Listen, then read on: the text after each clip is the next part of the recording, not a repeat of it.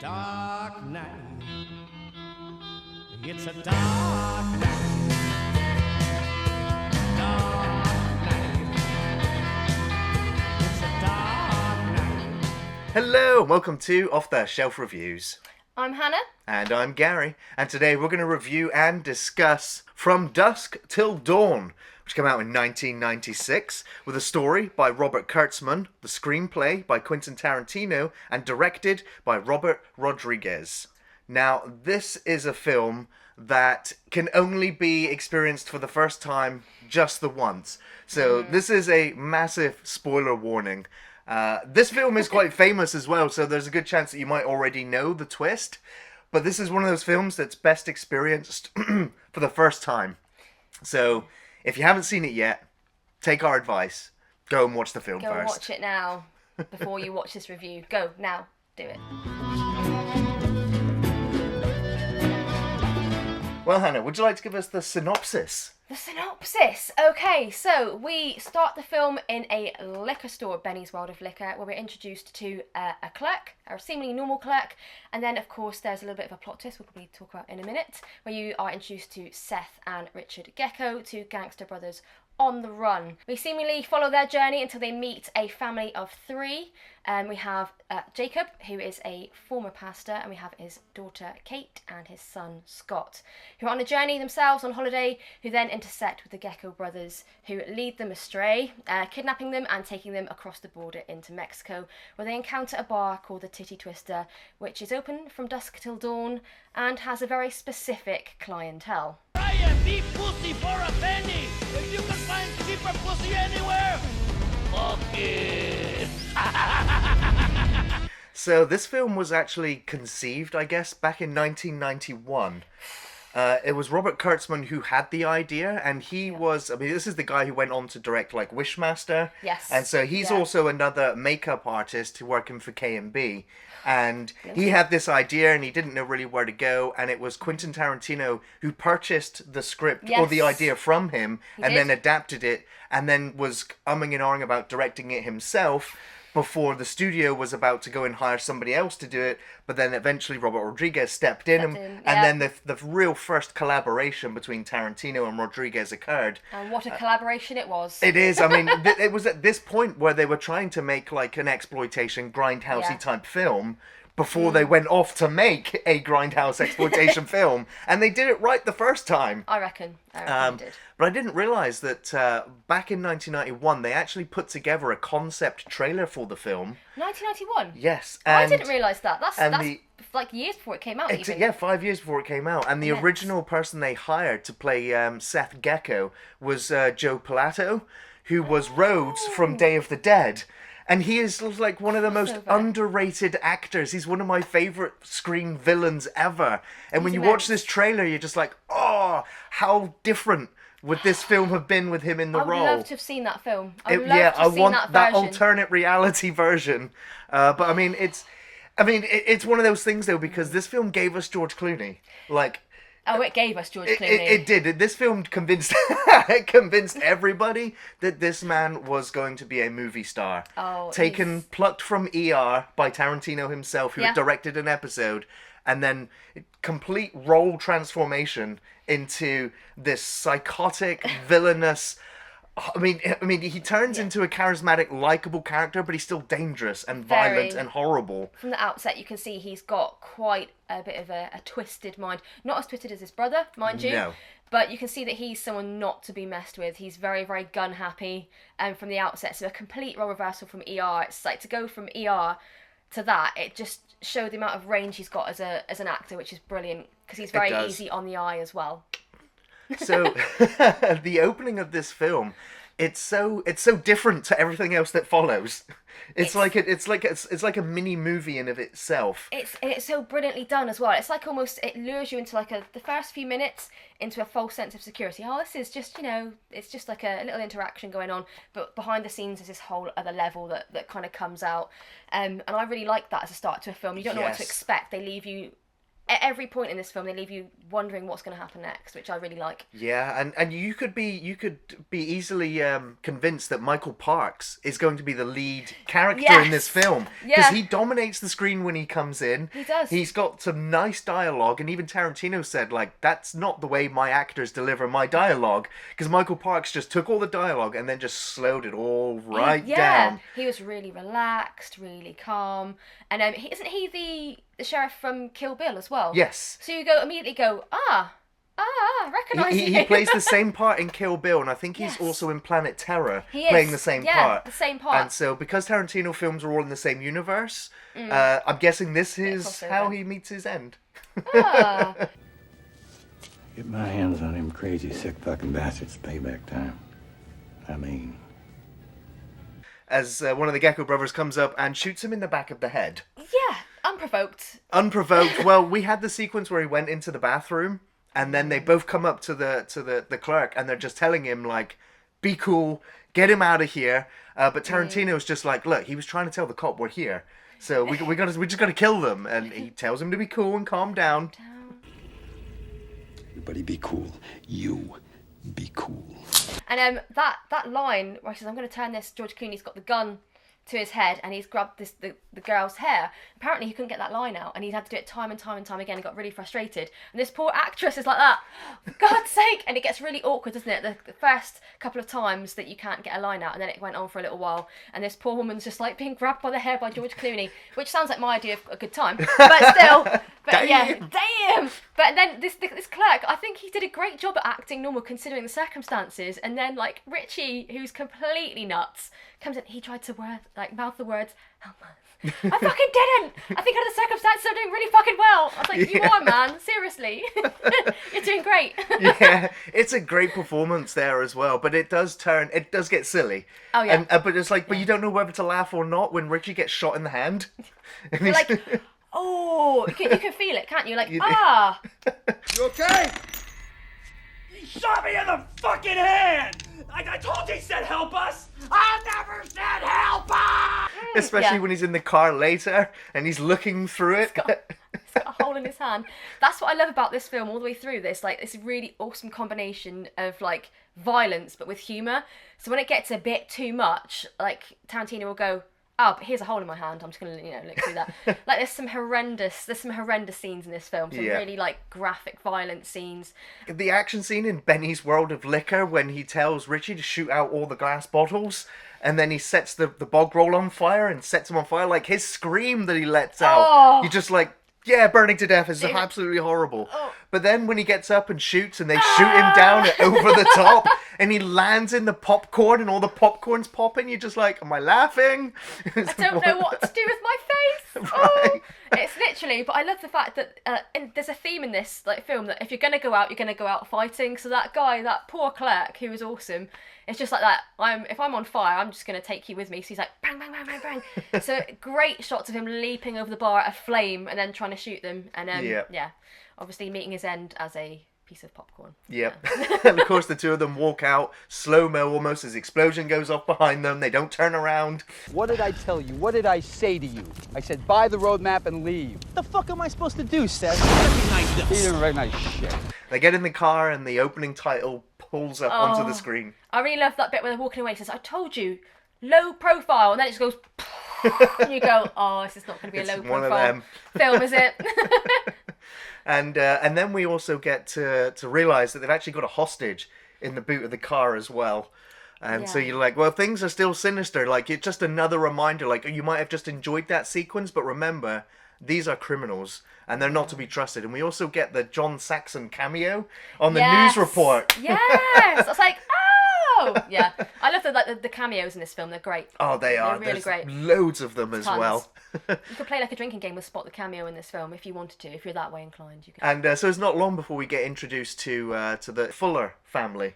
Yes. And the dialogue here is great because it doesn't just spell it out for you, but you soon realise that Jacob has lost his faith, that their wife has died, and now he's on a retreat with his family with no intention of going home. They're kind of out in the desert just to find themselves, or for him to find himself. Yes, exactly. He's got, you can tell he's got kind of a tortured past by the dialogue, and they're kind of this, you feel for them because they're like an all-American family, and you've got Kate, who's like the very like American daughter concerned for her father.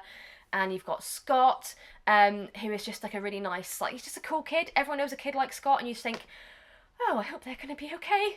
He is the kind of oddity in this film, though. I mean, it's clearly that he's been adopted, this Chinese boy. Yeah. But he's not a famous actor. He never really went on to do anything after this. He didn't. I thought he was really good in this film. He played the part really, really well. He's very kind of neutral, I think. Yeah. Which goes really well against the kind of extremities of the other characters. The thing is, I mean, he's going up against Harvey Keitel, George Clooney, Quentin Tarantino, and Juliette Lewis, and it's just like, poor bastard, like, he didn't have a chance. He's got imposter syndrome in that film. He's like, yeah. Everyone's famous but me. So what's the story with you two? You a couple of fags? He's my son. How's that happen? You don't look Japanese. Neither does he. He looks Chinese. But they're in the van and they almost run over George Clooney, who spots them, and he kind of has that moment where he just looks back at them and he's just drinking. You could just see the light bulb going off in his head. And you just go, oh, this is not going to end well. It's not going to end well for some of them. Yeah. But Clooney's gone off to get some kahuna burgers. I don't know what a kahuna burger is, but I think I want one. Right. Not quite sure. And he brings them back to his brother, and that is when we get the horror sequence. We don't see it in its fullest, but we just get George Clooney's reaction to looking into the room where Richie was with the hostage, and you already had that creepiness where he called her onto the bed. You want to watch TV with me? It's that voice, isn't it? He's such a split personality, and Gloria, the bank teller, and we get a little bit of insight into Gloria because there's that TV sequence, the reporting sequence. They say Gloria, mother of 4, and you go, oh no, she's got 4 kids, and she's a bank teller, and she just seems, she's just like, she could be anybody's mum. You look at her and go, she's in her 50s, I think, and everyone knows someone like her. She's, she wouldn't say boo to a goose, and you just think, God, let her be okay. And then of course you cut to that sequence. What the fuck is wrong with you? It's the Richie? Subliminal images that flash up on your screen. You're like, what did I just see? But I saw red.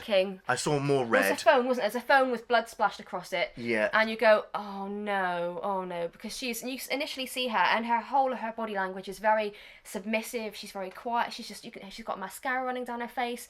She just wants to get out of there. She's very, very amicable. She's a neutral character. She's not going to cause him any trouble. What he says before he leaves, the last thing Seth says to Richie is, just stay cool, and it will all be fine. You'll be going home to your family, Gloria, etc. And then that. Yeah, and you get to see the reveal when Seth walks away. You see her spread on the bed, clothing removed, and it's but then it's hard to watch because you're kind of getting to like these two characters.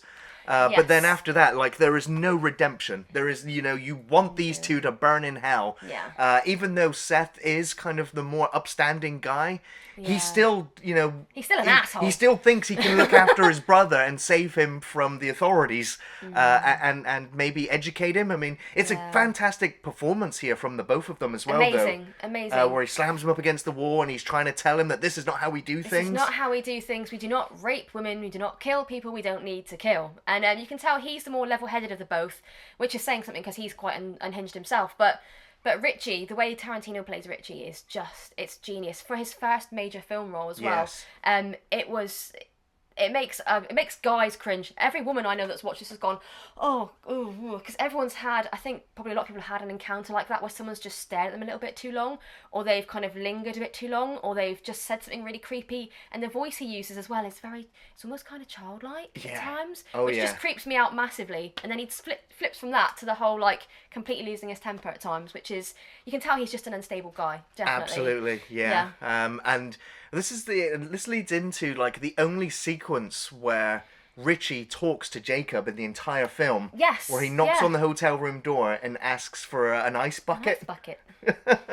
Of all the things to ask for, me and my lady friend would like an ice bucket. And you're like, Yeah. But that's when Seth turns up, guns armed. Richie shoves his gun down Scott's throat. Again, just the overly sexually aggressive kind of behavior.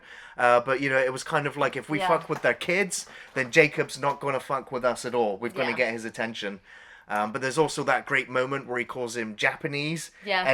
And that's when you're just like, oh, Jacob, you are one tough son of a bitch. Like, you can't imagine anybody having the audacity to stand up to the Gecko brothers. And he's just like, he's not, he's Chinese. Yeah. And you're just like, oh, you're so cool and so calculated and just remaining in control and not showing any fear of what's happening. None whatsoever. I love that line. He goes, he looks Japanese. He doesn't look Japanese. He looks Chinese. And you're like, wow. So even though he's like, there's guns and been put in his mouth and there's this horrendous scene with violence, he's just cool, just so cool and collected. And I just think it's part of it is like him almost not giving a fuck about living anymore.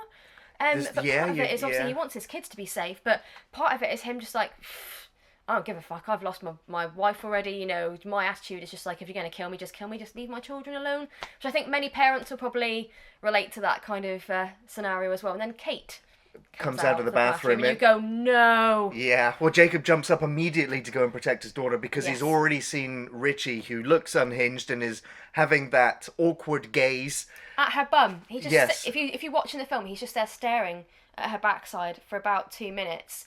And as a woman, my eyes go straight to Richie going, what is he going to do? Is he going to grab her? What's going to happen? Please go back in the bathroom, Kate, and lock the door. But obviously she's out there now and that's it. So you're just, now all the time you're on edge thinking about their relationship and what's going to happen with Richie and is he going to make a move on Kate? But that's when we get that brief, small insight into Richie's psyche, where Kate turns around and asks him, Richie, would you do me a favor and eat my pussy for me? Please. Sure. Hey, Richie, would you eat my pussy for me? And everyone goes, oh, God! She did not say that. And you go for a minute, you go, because I watched this when I was 18. Ian got me to watch this film for the first time. Ian, if you're watching this. And it was because we were quite into watching all the vampire films. And for a split second, I went, did she say... No, she didn't. No, she didn't say that. She would not say that because we've already been introduced to Kate, and Kate is like a really kind of... She's a wholesome character. She's a wholesome girl, and she shouldn't be in that situation, and you get very worried for her immediately. So yeah, having those words come out of her mouth, it just seems really unnatural, and it just makes you go, oh! And now he's got impetus to now try it on with her, which is not good. But that it also puts you in the frame of his mind, which you can only imagine he is in that frame of mind always. Yes. And so he is not in our reality anymore. Not at all. And then you flash back to Gloria and what must have happened when he had Gloria sat on the bed with him, which makes again adds a whole other level of, oh my God, what the hell happened there? Yeah. Because if he's hearing things, what did she say to him to get him to provoke that response from him, which is massively creepy. So there's a lot of great kind of psychology in the writing here. Like Tarantino, like a lot of people go, oh, he's terrible. I'm like, his writing, his scripts are fantastic. He gets characters and the actors to play them just elevate those roles. And Tarantino is one of the creepiest motherfuckers ever put into film, especially in this role. He really is. But he nailed it. He absolutely nails it. And it was interesting that in an interview with Tarantino, he said his character had a ton more dialogue, but he gave it all to George Clooney. He was like, it was better that I don't say anything because I'm already creepy enough. That's it. It makes it, I mean, the look that he has, just the way he looks in general, but the kind of the staring, if you stare at someone for more than a couple of seconds, it gets really uncomfortable, and he really plays on that, and he really plays on like the quirks that Richie has, things like obviously just the way he kind of bites his lip or licks his lip when he's looking at some of the female characters, and that prolonged staring, and the way he just kind of shifts closer to people, and you're just like, oh God, it really makes me cringe massively. Oh, it's great though, really well played. Yeah.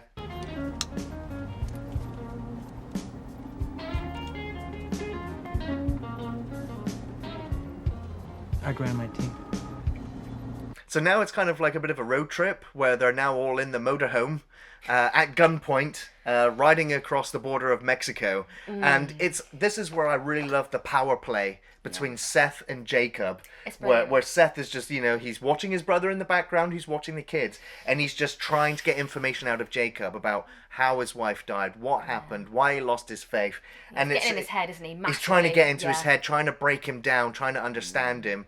And it's just a great kind of power battle here. It's amazing. There's these moments where you see genuine respect for each other, and then of course that all goes to pot, and then there's a bit of it where it comes back again. But there's a moment in the RV where they're having that discussion, and he's like, I'm not trying to fuck with you, Jacob. I'm just trying to do what I'm doing. I just care about that motherfucker back there and getting my money, and I don't want to hurt you. And you see there's a bit of genuine interaction where there seems like there's a little bit of trust, but then, like you say, power play, up and down, up and down. Can they get along? Can they not? It's really interesting to watch that. It is, because you get that moment when they do get to the border of Mexico, and they take Kate and hide in the bathroom, and that's when Scott's just like, look, I've seen reality TV police shows. We need to tell them that they're back there. Yeah. And so Seth has convinced Jacob completely that to trust him and that the family will survive, and so he has to convince his son now. And that's where I think that's like his weakest part, where he's trying to go up against Harvey. It doesn't really work. Like, Harvey just says no. And Scott's like, yeah, okay then. Like, I can't argue that. Yes, Dad. That's it. That's what you say. Like, yeah, okay, I'll go along with this. And it's a really odd situation for them to be in, and then it just gets weirder, doesn't it? Yeah. Well, this is where we get introduced to the first character played by Cheech Marine, who's the border patrol agent who comes up and he asks him, what are they doing here? How many of them? And he's like, it's just me and my son.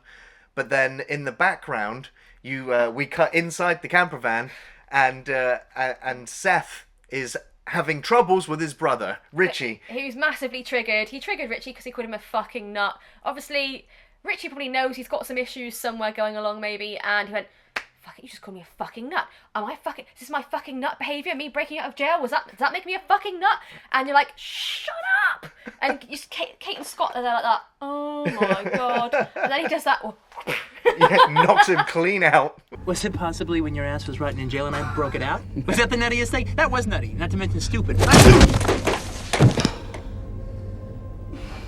But that makes a noise. And so the border patrol's like, we're coming inside. We're going to have a look around. And he's like, yeah, it was just my daughter. She's in the bathroom. And he's like, well, I'm going to go and have a look. And he does. In a lot of depth. Do you mind? Shut the fucking door, please. Excuse me. And we have another pervy character. Shut the fucking door, please. Which is the correct response, I think. Right. But the way, like you said earlier, it's the way he shuts the door and then... It's just the eye gaze just goes straight down as he closes the door. He's like... Watching it makes you go, oh. Unclean. Gross. Creepy. But they make it across the border of Mexico. You get a nice moment where Seth wakes up his brother Richie, and he's just like, yeah, I don't know what happened. You just kind of passed out. You complained about the pain in your hand. But they're celebrating. They're celebrating. He goes, he says to Scott, he's like, you made it across the border, you the gorgeous little fucking bastard, or something like that. His like dialogue is so fun. We're fucking in Mexico, you little piece of fucking shit! Come on, take it out here. He's so reactive to everything, isn't he? He's like he's such an edgy character that He's 1 minute bubbling with energy, but you just don't know which direction it's going to go That's exactly it. Like whether you get a happy Seth and he's like, woo, have some tequila with me, whether you get him going, yeah, bang, bang, bang, bang, bang, shooting everyone. Yeah.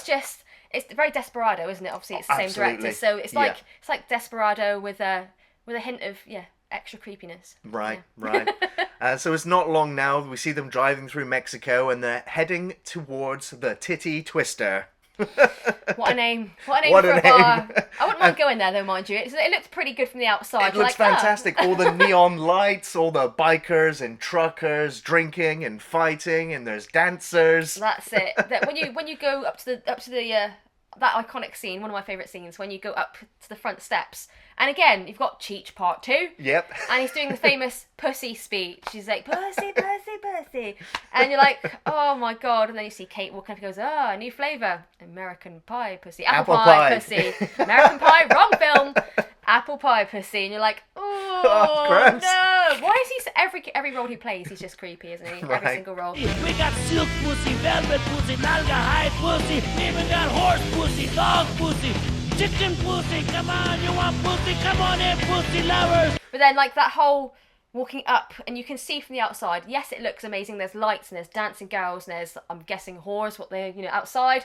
But then you go, oh, this isn't a good place. Don't go in there. Don't go in there. It looked like an awesome place. It looked like an awesome place, but at the same time, that's dangerous, a dive. very dangerous. Very dangerous. You can see the characters outside, like there's fighting and there's drinking, and the pussy guy, you're like, oh, this is... And walking up with wholesome Kate and Jacob and Scott onto those steps, you go, oh, can you just let them go now? Can you let them back in the camper van, let them go on their way? This will be fine, it'll end okay. But he's like, no, we're drinking and you're staying with us until morning. That's the whole idea. He's meeting Carlos, his cartel friend that's going to set him up in El Rey. Yep. And so he's got to stay till morning. So he's keeping his hostages until morning. And so there's there's the brief moment before they actually get into the bar where they beat the crap out of Cheech, or Chet, I think the character's called, because he stopped them from going in. Ooh. So yeah, it breaks his hand, and then Richie just kicks him multiple times whilst he's down. Yeah, and that dialogue, he's like, how are you? How you doing? And you're like, okay, right. Again, unstable. Just another opportunity to vent out all of their frustrations and anger and ill intent on some random. Yeah. Hi! How you doing? You enjoying it? I hope so.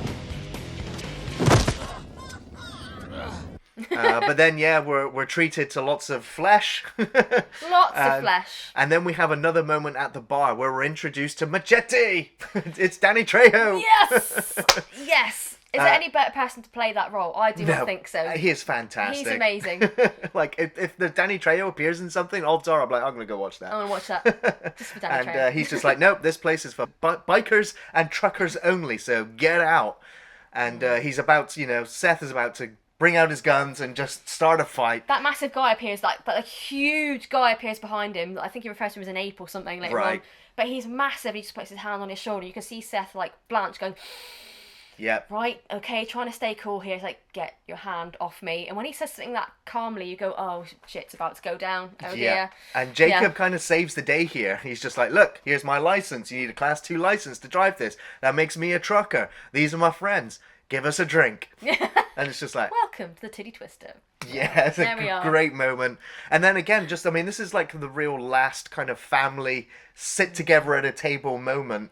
The power play comes into effect where Seth's got the tequila, he's offering it to Kate, Jacob's like, nope, Scott's like, nope, Richie's just silent.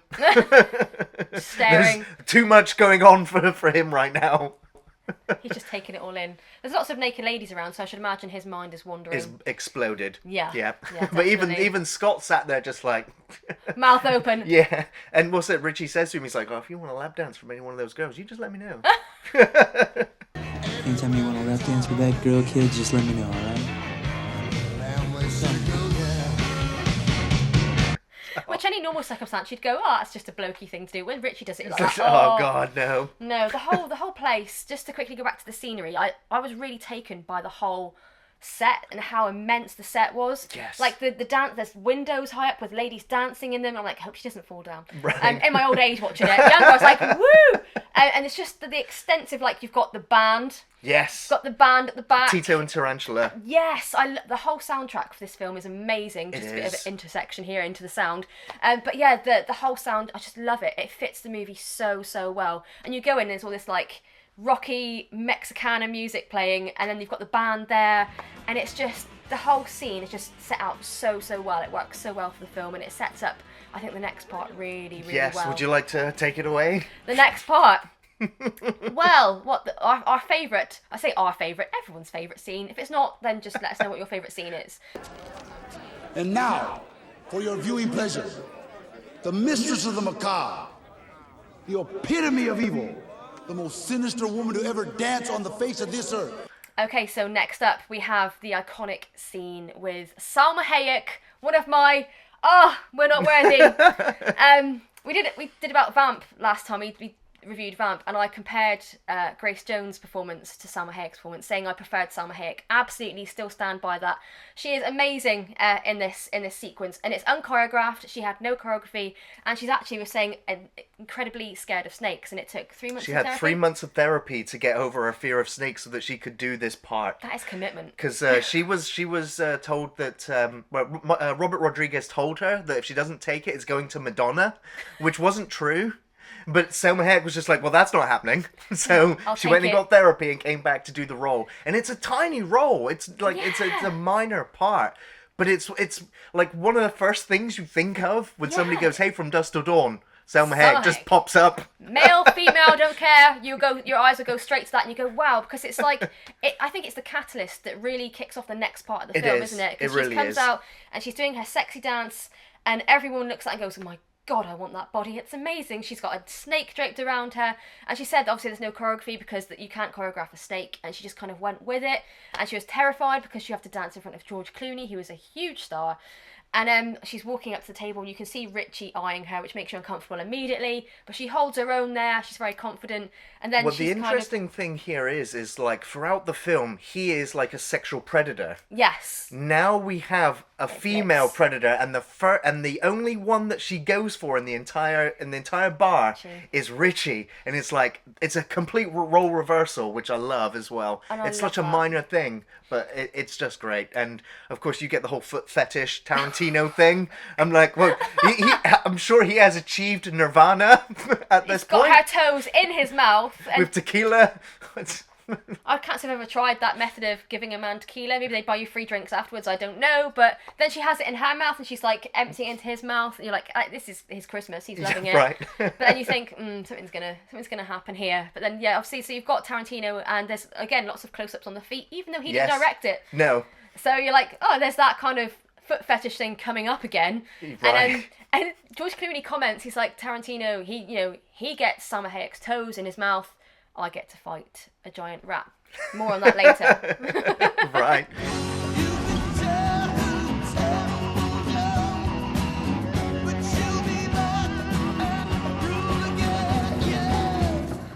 But yeah, then the henchmen come in and they're like, yeah, this is the son of a bitch that broke my hand, and this motherfucker kicked me while I was down. Uh-oh. Yeah, and so straight away, the brawl just takes off. Guns akimbo. Oh, God. Shoots everybody down. Hand, I remember the hand on the table, and then the knife into the already damaged hand, and you go, oh no, not the hand. And then you see, I love that the look on Salma Hayek's face. She plays it really well. It's almost like she just caught the scent of something that's delicious, and you're like, and she looks kind of like almost aroused. She's like flicking her hair, and then she's fighting it at first. She's fighting it, but then we get the vampire transformation. Now this was 1996, so this is kind of at the time of the breakout of CGI in film. But this was more like morphing technology. It was awesome. So it's like CGI morphed, but then into full prosthetics. And the interesting thing is that she looks like a snake vampire. She does. And that was part of what Rodriguez's kind of study into like vampire lore and kind of like Aztec kind of lore and the whole idea about snakes being used to seduce or to brainwash people. Yes. And so kind of incorporating that into vampires and the dance. Yeah. And so he kind of went with like snake vampires, which I'd never really seen before. Snampires, right? So after the transformation, she just jumps on Richie and starts biting at his neck. And there's blood gushing everywhere. And you're just like, what the hell is going on? Like, just happened? For the last hour and 10 minutes or so, this was a road trip heist movie.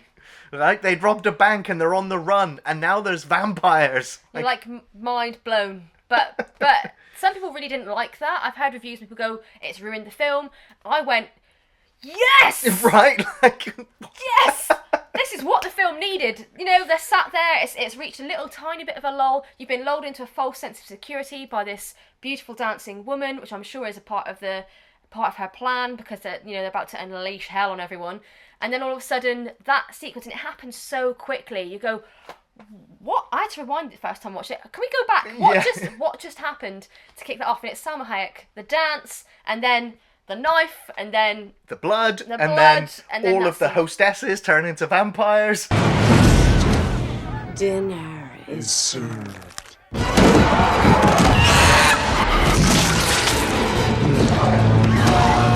Like the band turn into vampires. And it's a remarkably quick journey from the band turning into vampires to him strumming on a human. Yes, a human torso. The human torso with the leg. Yeah. And you're like, that happened quick. Right, yeah, Do you have that out back? Right. Now, like, first time watching this film, there is a big clue or a big giveaway to the fact that this is going to turn into a special effects movie. And this is like one of my favourite 5 seconds in the entire film. And that's when you get introduced to Sex Machine, which is the fantastic Tom Savini, who didn't actually do any of the special effects. He tried to like have a career in acting. Yeah. And so he turned up for this like minor role, and they were like, it's fucking Tom Savini, like, you're Sex Machine. But he sat opposite Greg Nicotero, and both of these are from like Dawn of the Dead, Day of the Dead, the George A. Romero kind of aficionados. And they're sat there facing off each other, and he's got the knife and he's got the cock and ball gun. How does that gun even work? Because the cock and balls of the gun are not even attached. The barrel isn't even attached to the gun, so I'd imagine it's like a pump, maybe a wrist penis thing. pump. A penis pump, maybe. Or maybe he just thrusts to shoot it. They asked if there's any kickback, didn't they? In the deleted scenes, they said someone asked like Tom Savini, "Is there any kickback?" And I went, "I'm sat down." Not really. No, it's fine. I was fine. Everything's fine. Yeah. But all hell breaks loose. Like, we've got decapitations, we've got heads bouncing around the floor, being kicked around, we've got mutilation. Oh. It's just... It's pandemonium. It's classic Tarantino, isn't it? Gore, limbs being removed, and when, you've got people fighting back now, the civilians start to fight back, and then I love the effect when they stab them in the chest, and green gunk just flies everywhere, so you've got blood and gunk. It's just an absolute pandemonium, but it's amazing. It's great. It's one of my favourite scenes, actually. Just the absolute pandemonium that's unleashed at the bar as soon as and you see different people turning, and there's this whole thing, we discussed it previously in Vamp, and me and Ian have a bit of a disagreement about this, about the whole how vampires are turned, and we said that in this film, there's no like, they bite you, you suck on them, it's just like you get bitten, you turn, and people were turning quite quickly in that scene, so you've got then humans starting to get back up, and then you're like, oh shit. Okay. Yeah, there is like some different time scales between when you get bitten and how quickly you turn. There is. Like because I'm coming from like George A. Romero kind of zombie lore, and like would kind of depend where you were bitten, depend on how quickly the infection gets into your brain, because that's where it is. Sex Machine was bit on the arm, wasn't he? He does get. And he takes a while. Yeah. But then Jacob. Richie. Yeah. Bit on the neck, and he turns almost instantly. Where he turns before all of the others do, but then again, he was bitten before all of the others do. Yeah. And it's a great kind of funny moment where he's lying there going, "Fucking bitch." And you're like, I just love the fact that a woman killed him. Yes. There's that whole sense of, okay, equilibrium restored there, because you deserve that, Richie. And I think because he bled out really quickly, so it must have got his artery, I guess, because there's a lot of blood pumping out. And you're like, he's a goner. He's not surviving that. No. But he, after they've dispatched all the other vampires, we've got Sex Machine, Frost, and the family, and and it's when Richie turns back into a vampire and gets back up, knocks everybody out, but then gets held down, and he gets killed by his brother. He gives him the peace in death that he couldn't give him in life. Yeah. Great dialogue again. Amazing. But then you're just like, him mutating and dying and burning out. I'm like, those effects now are starting to look a bit dated, especially now that we've gone from VHS to Blu-ray. Oh god, yeah. And you're just like, oh, it doesn't look as good as I remember anymore. It's got a bit of, it's quite old school now looking back. I can't believe that this film was 1996. We would have been 14. Yes, Which is crazy to me. It feels like it was a couple of years ago, but the CGI, like I said, it does start to get the melting into gooey puddles. Yeah. It's quite Romero in some ways, isn't it? And you go, It kind of reminds me of Sam Raimi in some ways. Like, I mean, I love it when Danny Trejo gets put on the pool table and gets staked. and his eyeballs roll off down both the sockets. Just like the pockets, sorry. You just like, but yeah, he just leaves that vampire imprint into the rug. You just like, I mean, that's a cool effect, but it's kind of funny. But there was also a lot of deleted scenes from this sequence loads. because the MPAA was just like, no, you can't have that. No, you can't have that. Too gory. Right, all the blood's got to be green. But there was like a vampire that has a mouth for a stomach. And she grabs the guy's head and puts it in her stomach and bites it off. There was a sequence where Salma Hayek has like a creature come out of her mouth and bites the head off somebody else. But there was also, sadly, even scenes of Sex Machine using his whip. Because Tom Savini can actually use a whip in real life. And so it's all really immense. him. But that was all removed as well. So I'd love to have seen more of that. Because he was like some kind of really like dark, gothy Indiana Jones in that film. It's great. Right, Seeing him like, psh, and he uses it on lots of the vampires later on, doesn't he? And Yes, gets it yeah. used on him later on. he does indeed. And because we also have Frost, who at this point is retelling how he was in Vietnam. And very elaborately with his arms, like you could see shooting and digging and like mime work. I mean, he's a great actor as well, you know, taken Brilliant. straight out of like 1970s blaxploitation films, and he just nails it in this as well as he gets overexcited about his story. But then Sex Machine has been bitten, and we saw him like, it's that comedy goofy I time love it. again where I he's just love like, oh my hands, oh my fangs are coming through. You see, and it's in the background, isn't it? Because you see Frost there, like talking. You see everyone's attention on Frost. Then all of a sudden, it pans over to Sex Machine. You see his hand. He goes, "Oh, hide that. Oh, hide that. Yeah. Oh. And it's the fingers. It's at so the back. cartoony as well, right? To this day, I don't remember. It's the fingers at the back of Frost. You go, oh no. Yeah, and then we lose Frost as well. You're like, those like the last two kind of side characters. They were so much fun. And you're just like, you're kind of rooting for them. Like, we've only been introduced to them 5 minutes ago, but now they're both fucking vampires. And so everybody gets knocked out, and Sex Machine gets thrown through the door. Yeah, I love that bit. Come on, Sex Machine. But that lets in all the vampire bats, like hundreds and hundreds of them. And, shit. And this is when Jacob also gets bitten on the hand. And so you're like, Jesus Christ, like, we're running out of characters. And Can somebody please survive this, please? Right? And so they all end up running into a back room. It's just Seth, Kate, and Scott left. But it does cut back to Jacob behind the bar, who hasn't turned straight away, and you're just like, maybe it's like his faith Maybe that's he's keeping him protected. protected for now. But he grabs a baseball bat and a shotgun, and he uses it as a cross. You're just like, that's ingenious. I love it. Because we'd had Sex Machine made that Peter Cushing comment earlier on. He was like, yeah, he used to do that all the time. You just grab two things, turn it into a cross. Yeah, you go, okay. All right, yeah, so they talk about weapons, don't they? And what do we know about vampires? And it's like, I love that line from George Clooney when he says, you know, I don't believe in fucking vampires. Don't say you don't believe in fucking vampires, because I don't believe in fucking vampires. But I believe what my fucking eyes tell me, and I see fucking vampires. And you're like, right? You'd question what's going on if they put hallucinogenics in our whiskey, what's happening. But he knows what he sees. And he says, right, what do we know? And they're very kind of pragmatic. What do we know about vampires? They hate sunlight. They don't like holy water. They don't like, obviously, stakes through the heart are working. We see that happening a lot. The pencil in the heart, the table, yeah. And the table being, there's just so much in this film that's so awesome.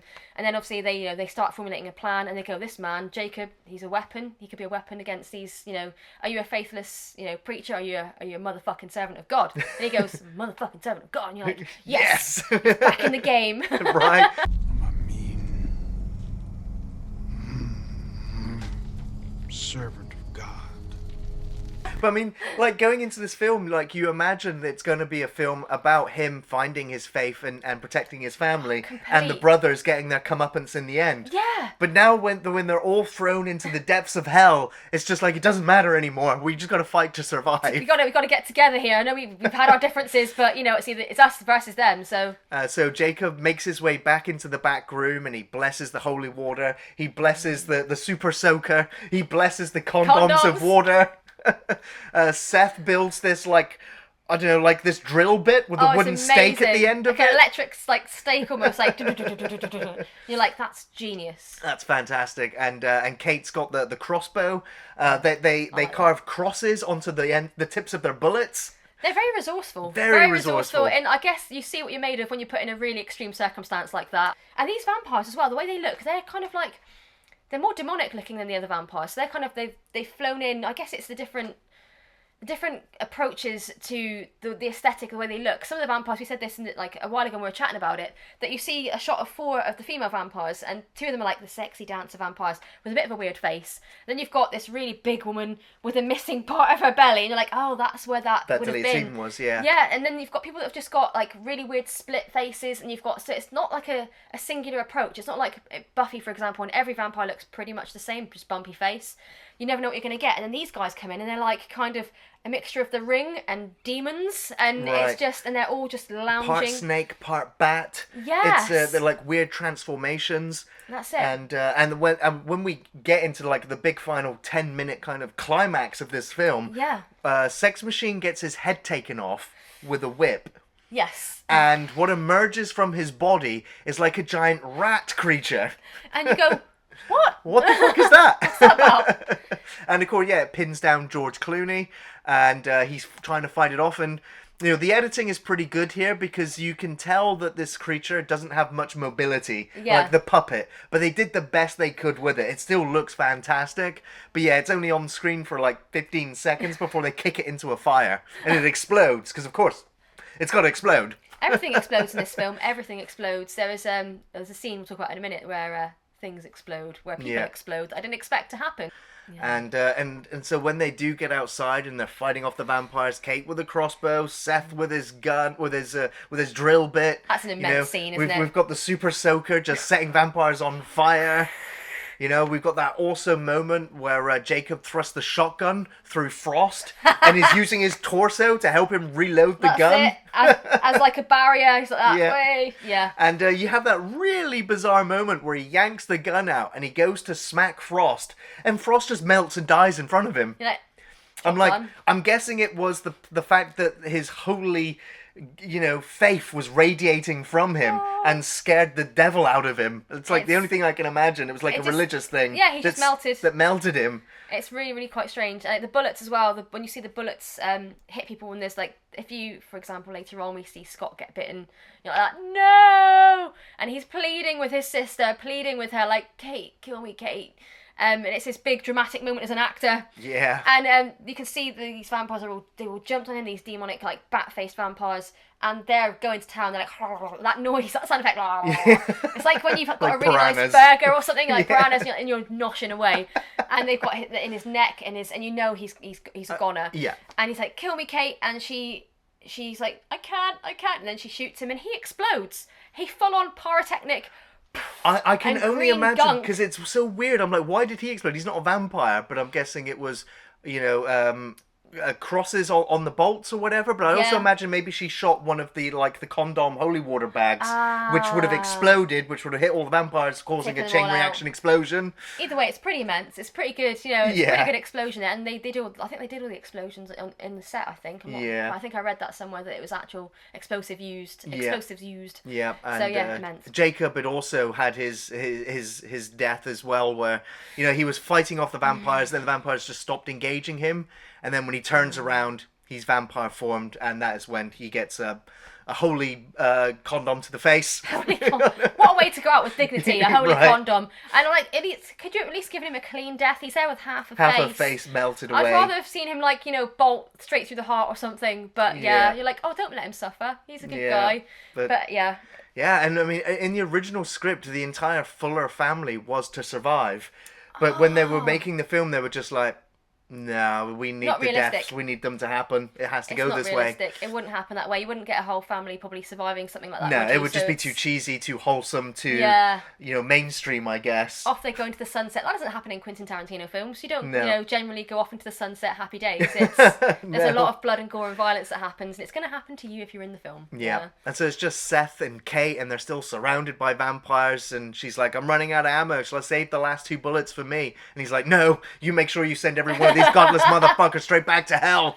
Yes. And that's when we get a small burst of sunlight coming through the cracks or the gaps in the building, in the bar, and you see the vampires reacting to it, and he's like, shoot more holes. And it's like every obviously every hole she shoots, there's like a big stream of light comes across, and it burn like a hand of a vampire or something like that. You go, quick, more of those. Keep that going, and they kind of try and place themselves in between. So at the center of all the light beams. That's it, which is really clever. And I was like, wow, it's morning already? Right, yeah. That felt like an hour and a half tops. Right, yeah. But obviously they got there, it was late and everything, and it just, that whole sequence, the film goes so quickly. It does. It goes really so does. There's quickly. so much pacing's action. amazing. The dialogue's so witty. But then when the doors open and just the light comes in and it hits the disco ball, which sends the shards of light everywhere, and so it's just chain reaction explosions. And so you just see Kate and Seth running out as, again, another explosion goes off behind them. Another explosion. There's always explosions when Seth's involved. You get more funny dialogue where Cheech, again, is returned for the third time Again. as Carlos, and he's like, oh, what were they, Seth? Were they psychos or something? It's like, the psychos explode when sunlight hits them. They're fucking vampires. Well, were they psychos or?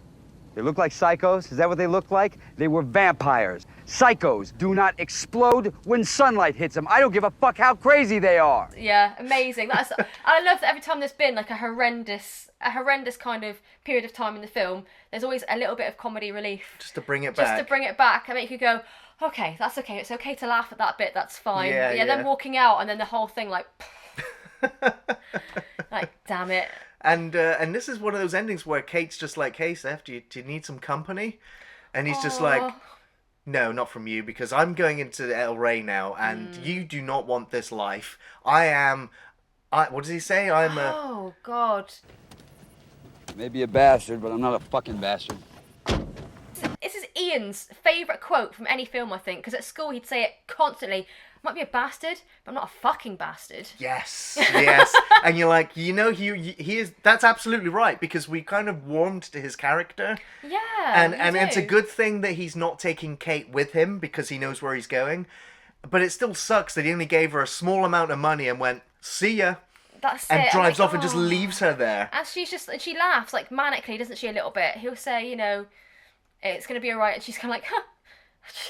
I just lost my whole family. You know, my whole family's been wiped out. And I'm stuck in Mexico with some money, and I'm traumatized by the night that's just occurred. She's covered in blood. She's like this, bless her, this wholesome American girl. And it's funny actually seeing her coming. She came from Natural Born Killers. Yes, exactly. Yes. So you're like, when you initially see her, you go, oh, is she going to like turn to the dark side in this film? Is she going to be like a gangster? And she's completely the opposite. She's just so wholesome. At the end, you really feel for her because she's just been left. And you see her kind of pull away in the camper van. And you're like, her life is never... What's she going to do now? I'd love to see a sequel, like a spin-off, like what Kate does next. It'd be amazing. Well... Does she become like a vampire hunter? That'd be amazing to see her do that. But you really do... Your heart does go out to her going, yeah, she's lost everything. He's given her like, what I assume is a couple of grand, maybe? Yeah, I'm guessing like 300 grand, I'm guessing. I don't know how much. They robbed a bank, so it must have been a lot. Hopefully it's a lot, because, that's not much life insurance, really, for what she's just been through. But she kind of... You see her getting in the van and driving away, and my mind just goes to, what's she going to do now after that? Therapy. And it's like lots. She can pay for therapy at least. Yeah. You'd have to after that, wouldn't you? And I love that final shot where they pull out and there's the temple, and you go, oh my God. You see all the other wrecked cars, and you're like, they've been doing this for centuries. Like, it's amazing. And of course, after, the film was made on a budget of like less than $20 million. Was it? Yes, I a didn't tiny know that. budget. And nothing. so, like, when you think of all the effects and the music and the stars that are in this film, like they did wonders with it. And so, of course, Miramax were like, sequels, please. Sequels. Oh, no. We had Dusk Till Dawn 2, Texas Blood Money in 1999 with Robert Patrick. Again, it was another bunch of criminals, rob a bank, head to the bar, vampires. It was boring. It was tedious. It was not worth making. But also made the same year for straight to DVD. It was from Dusk Till Dawn 3, The Hangman's Daughter, which again was the prequel, which showed how the vampires first got to the bar and set up Vampire Club Haven thing. It was like a Western with vampires. It was terrible. But again, there was also a video game From Dusk Till Dawn, which Yes. is an actual sequel which follows Seth ending up in prison, and then a vampire tries to break out. One of his vampire buddies causes a vampire pandemic in the prison, and Seth's kind of fighting vampires again. And, you know, the moment I looked at the game and realized that they put the tattoo on the wrong side of Seth, I was just like, if you've got that wrong... Oh, that's basic. Seriously? No, thank you. God, that's insane. I mean, when they learn not to do sequels like that, I mean, Lost Boys, similarly... Many years later, they came back to it, though, and no.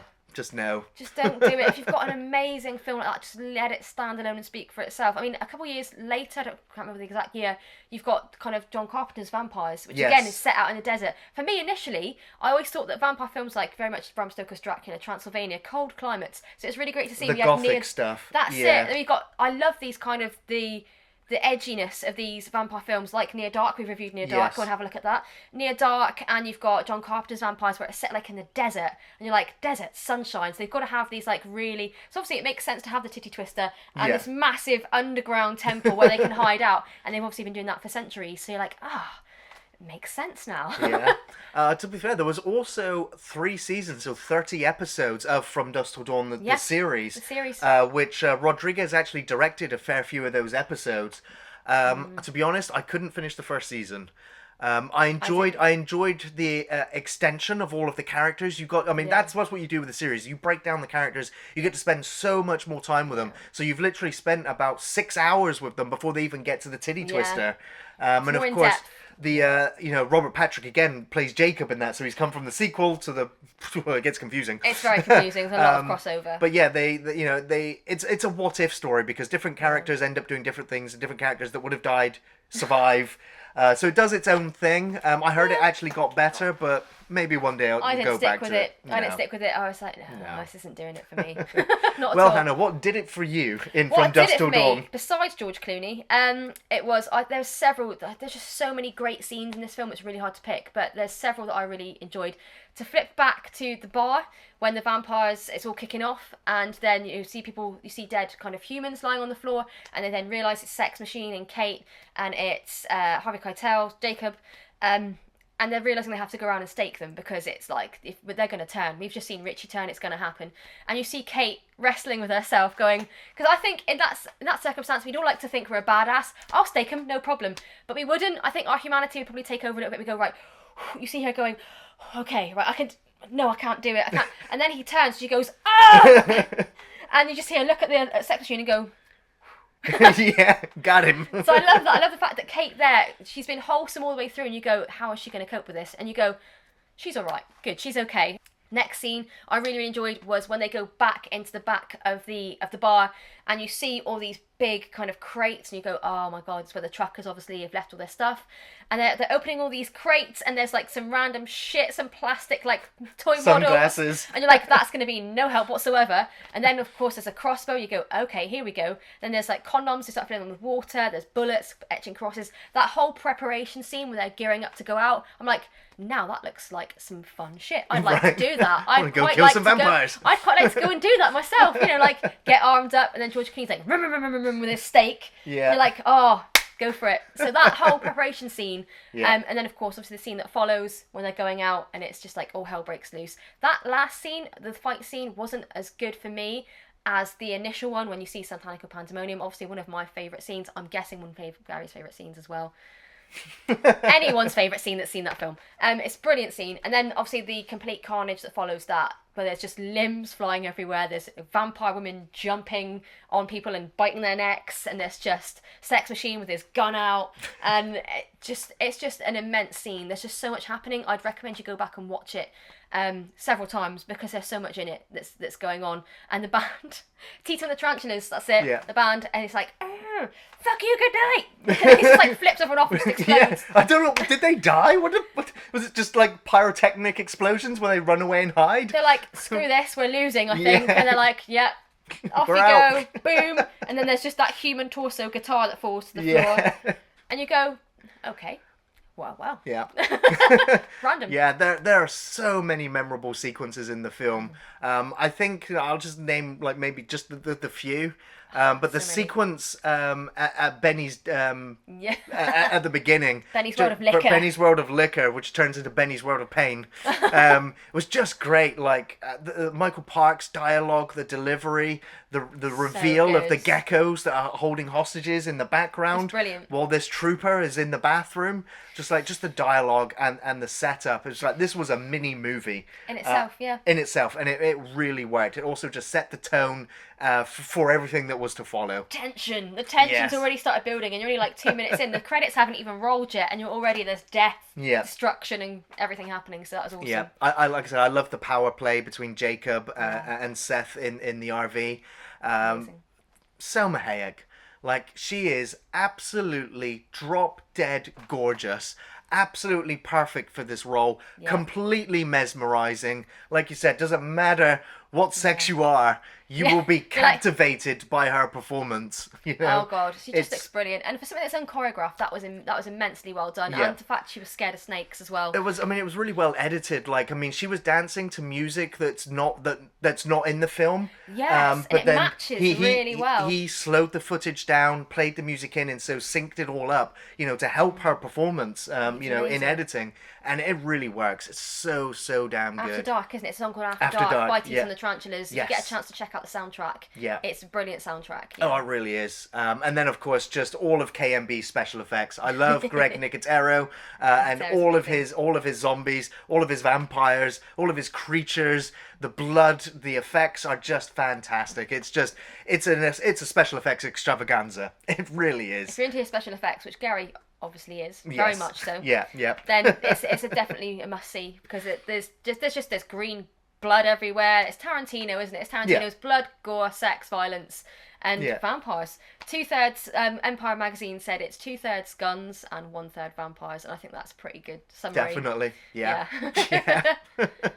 Well, Hannah, do you recommend From Dusk Till Dawn? Well, Gary, yes, absolutely. If you're a vampire fan, obviously, and we are, then it's a must see. It's my top 3, definitely. It's really hard to pick a favourite vampire film, but that's right up there.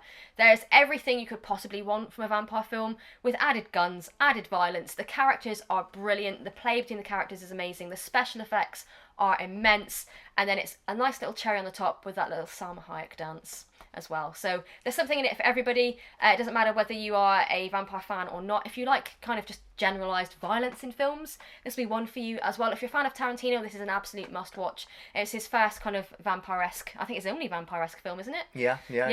So the cameos are great. So there really is so much in this. You watch it over and over again. I have many times. What about you? Hell yes, I'll be recommending From Dusk Till Dawn. It's so very entertaining right from the start as a heist movie that suddenly becomes a gory horror splatterfest. It's a special effects extravaganza with awesome practical effects by KMB, with some decent morphing CGI, and I'll be honest, some slightly dated digital effects. A little bit, yeah. But that gets lost in the over-the-top action. The story is riveting, the actors are all believable, and you will really care for the family when things go to hell. George Clooney and Harvey Keitel were especially good here and played off each other incredibly well. The film is also really well directed. It's slick, well-paced, nicely edited, and has great cinematography, which just elevates it considerably within the exploitation genre that this film is a throwback to. The music in it is also great, with Tito and Tarantula appearing in the film, and it also has a very southern rock Texas blues feel, which just gels perfectly with the visuals and the tone of the film. And the score itself by Graham Revell fits in seamlessly. This film is a wonderful mixed bag that still pleases over and over again and always worth the rewatch. It's a classic. It's a cult classic and so easily deserving the highest recommendation. Absolutely. Have a great Halloween, everyone, and thanks for watching Off the Shelf Reviews.